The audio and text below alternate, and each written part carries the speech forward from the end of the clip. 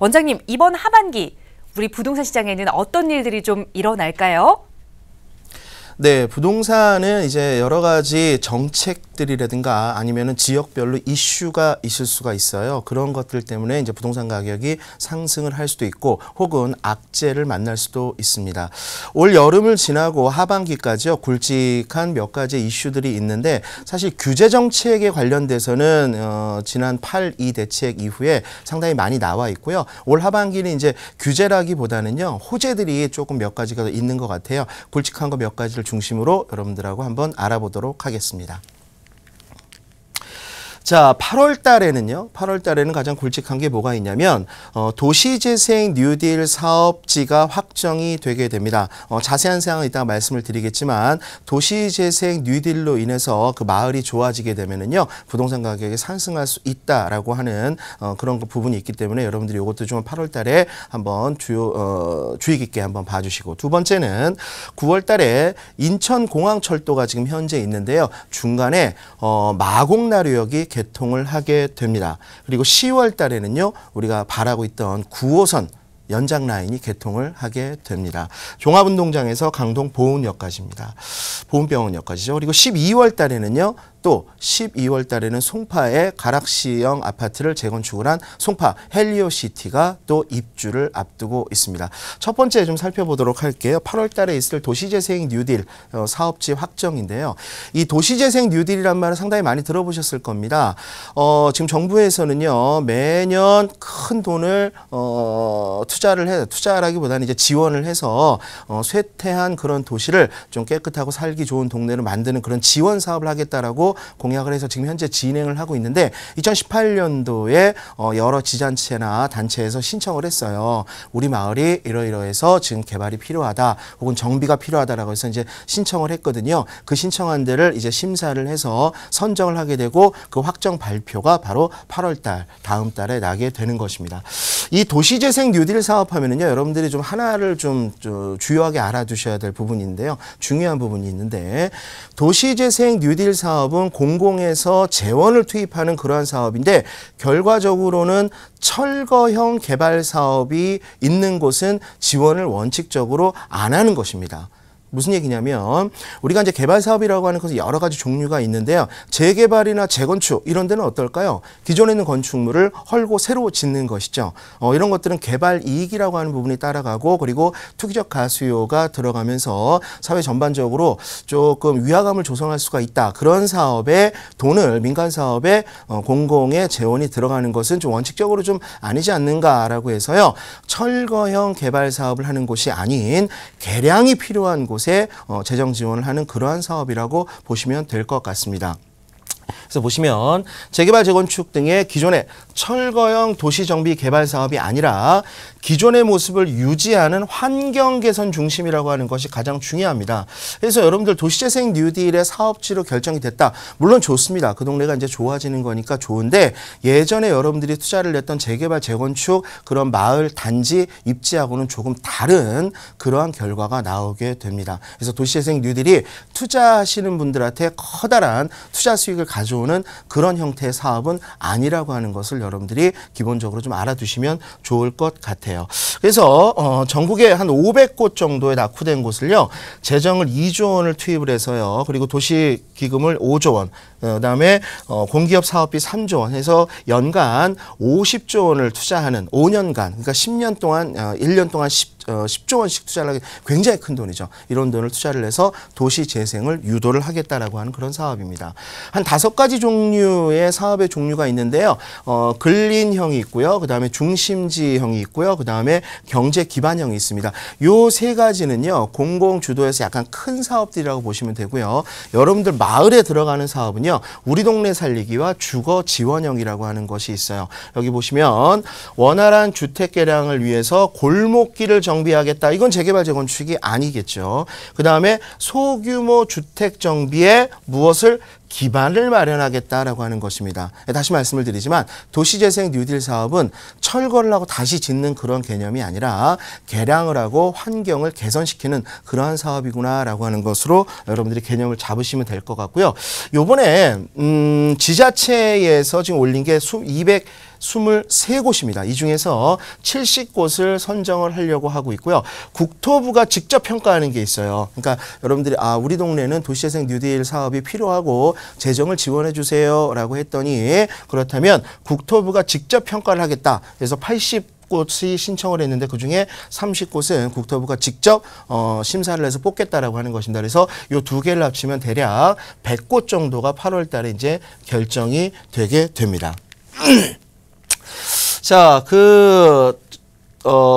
도시재생 뉴딜이 이제 8월 달에 나오게 되면은요, 9월 달에는 또 호재가 또 하나가 있습니다. 바로 여러분들 아까 말씀드린 공항철도에 역이 하나 더 생기는데요. 마곡나루역입니다.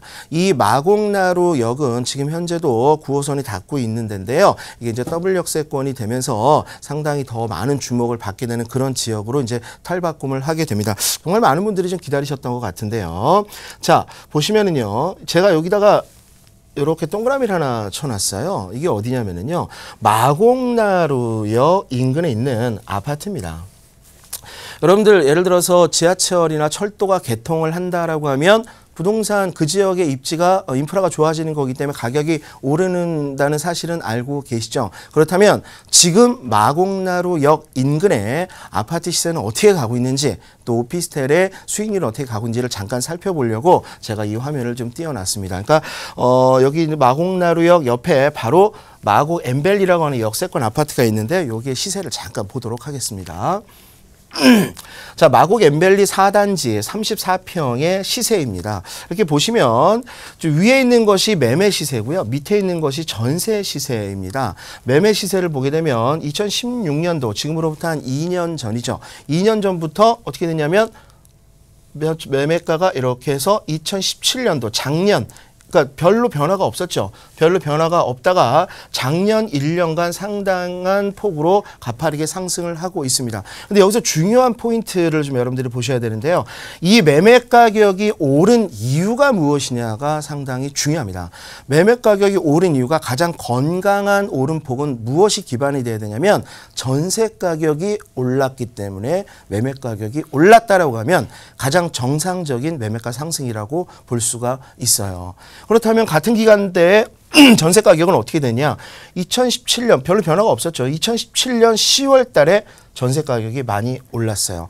이 같은 시기에 매매 가격도 올랐다라고 하는 것이 중요한 포인트입니다. 그래서 아주 건강하게 올랐는데 오르고 나서 약간 지금 소강 상태를 지금 현재 보이고 있습니다. 그렇다면 이제 여기 공항철도가 개통이 되면 매매가가 더 오를 것이냐. 이 부분에 대해서는요, 이제 무엇을 보셔야 되냐면 전세가율을 살펴볼 필요가 있습니다. 자, 여기 보시면 얘가요, 매매가가 예전에 2017년 7월 달에 7억 4천이었습니다. 그러니까 또 한 1년 전 정도죠. 그런데 지금 9억 5천까지 1년 동안에 지금 2억 1천만 원이라고 하는 매매가가 상승을 했어요. 같은 기간 동안에 전세는 얼마가 상승을 했냐면 4억 5천에서 5억이 올랐습니다. 그렇다면 전세는 5천만 원이 오른 것이죠. 2억 1천만 원 매매가가 오를 동안 전세가 5천만 원 올랐다라고 하면 전세 가격이 오른 것으로 인해서 매매 가격이 오르긴 했지만 사실 전세 가격 오름폭보다 매매 가격 오름폭이 훨씬 더 컸다는 얘기입니다. 그렇기 때문에 전세가율은 당연히 많이 벌어졌겠죠. 그렇다면 인천공항철도의 개통과 더불어서 가격이 더 많이 오를 것이냐, 여기서 더 순간적으로 많이 오르기는, 짧은 기간 동안 오르기는 조금 어려울 것으로 저는 사실 예측이 되거든요. 이거는 이제 갭 투자 아파트로 들어가고 있기 때문에 전세가율이 벌어지게 되면은요, 사람들이 또 투자를 하기가 굉장히 피로감을 느낄 수 있기 때문입니다. 자, 두 번째를 한번 보도록 할게요. 여기 마곡나루역 옆에요, 오피스텔이 하나 있습니다. 여러분들 마곡에 가면은요, 오피스텔이나 아파트가 많이 있는데 마곡의 오피스텔을 많이들 관심을 가지고 계십니다. 그런데 실제로 오피스텔은 수익형 부동산이란 말이죠. 수익형 부동산 같은 경우에는 수익률을 중심에다 놓고 봐야 되는데, 그렇다면 여기에 있는 현재의 오피스텔은 어떤 수익률을 가지고 있는지 한번 살펴보도록 하겠습니다. 지금 나와 있는 매물인데요.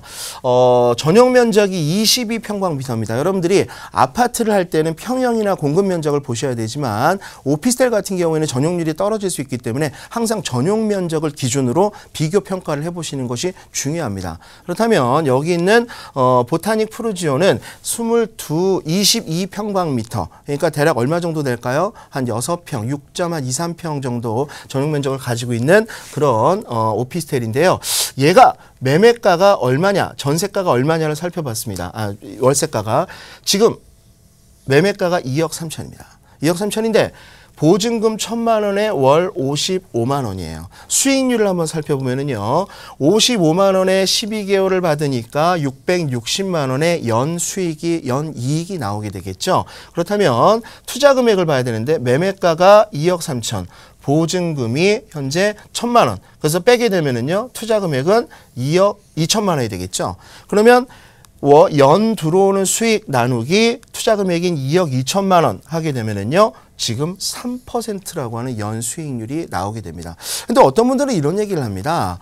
대출을 받게 되면은 레버리징이 되기 때문에 수익률이 더 올라간다. 근데 그것은 전혀 아닐 수 있습니다. 무슨 얘기냐면은요, 여러분들 빌려오는 돈에 대한 이자율을 저당 수익률이라고 하거든요. 그리고 내가 지금 현재 대출이 없이 갖고 올 수 있는 수익률을 기대 수익률이라고 해요. 그래서 기존의 기대 수익률과 빌려오는 돈의 이자율인 저당 수익률을 놓고 봤을 때 저당 수익률이, 그러니까 이자율이 더 크다라고 하면 레버리징의 효과는 전혀 없습니다. 오히려 마이너스가 돼요, 수익률은. 물론 자금 자체가 모자라서 하는 경우는 어쩔 수가 없겠지만 자금이 있음에도 불구하고 수익률, 레버리징을 높이기 위해서 하는 그러한 투자에 있어서, 대출에 있어서는요. 이자율과 기대 수익률의 차이를 항상 보시고 레버리징을 실행을 하셔야 돼요. 어쨌든 지금 마곡에 있는 오피스텔은요. 역세권에 있는 건 평균 3%입니다. 3%. 그러면 3%라고 하는 것은 사실상 여러분들이 생각했을 때 그렇게 높은 수익률이 아니다라고 생각을 할 수가 있어요. 그런데 여기서 또 하나가 있습니다. 어떤 분들은 또 이런 얘기를 합니다. 오피스텔을 사면은 수익률도 잘 나오고 대출을 받으면, 그리고 시세 차익도 있다라고 말씀을 하는데 그건 또 굉장히 위험한 얘기일 수 있어요.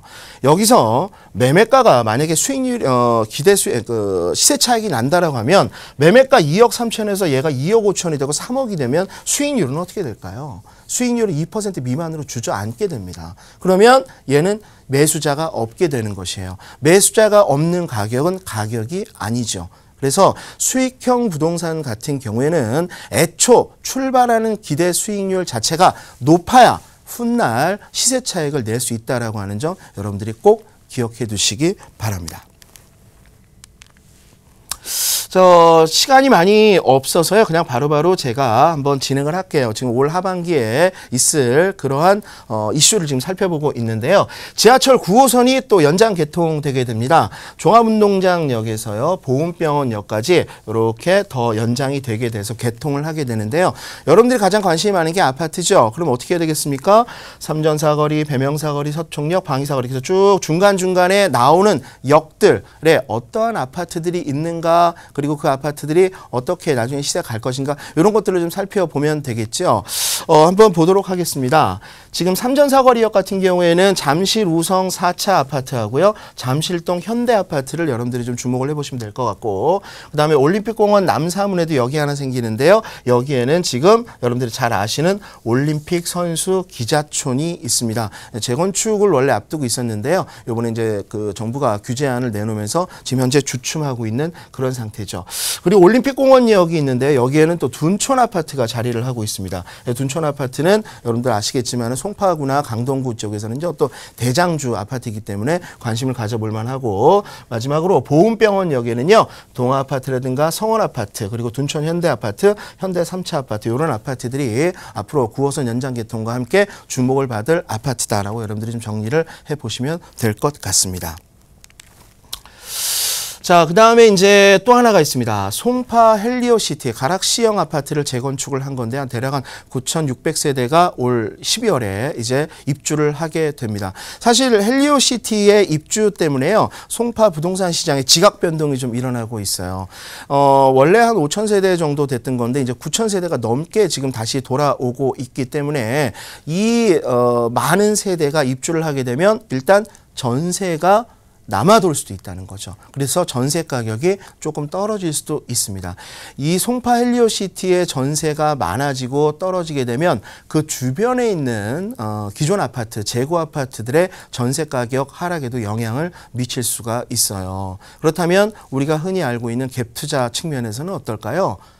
당연히 좋지가 않겠죠. 그래서 송파 헬리오시티가 들어오는 것은 분명한 호재이긴 합니다만 주변의 전세 가격 상승에는 악영향을 미칠 수가 있고 그것 때문에 갭 투자를 하셨던 분들한테 조금 데미지가 있을 수도 있겠다라는 그러한 우려도 사실상 하게 되는 것입니다.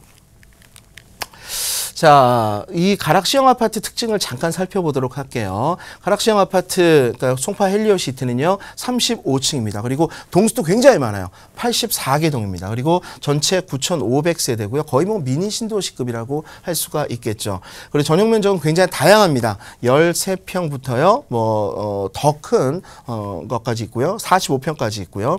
그 다음에 용적률은 285%를 적용을 받았습니다. 건폐율은 19%이기 때문에 동간거리가 상당히 높아요. 건폐율이라고 하는 것은 뭡니까? 전체 땅 면적에서 1층의 바닥 면적이 차지하고 있는 비율이거든요. 그러니까 건폐율이 작으면 작을수록 동간거리가 넓어지고 쾌적성을 유지를 할 수가 있게 되는 것입니다. 그리고 단지 중앙에는요, 한 1km 정도가 되는 중앙공원, 파크밴드라고 하는 것이 들어옵니다. 그리고 조그마한 쌈지공원들, 한 100개가 넘는 테마공원들이 단지 내에 조성이 되게 됩니다.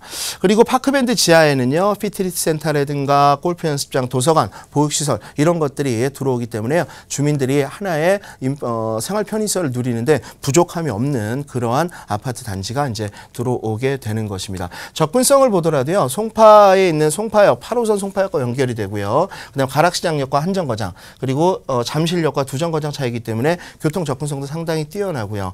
그리고 이제 10월 달에 9호선 서총역 개통하죠. 2021년도에 위례 신사선도 지금 이제 개통 예정에 있기 때문에 접근성 면에서는 상당히 좋은 그런 입지이고요.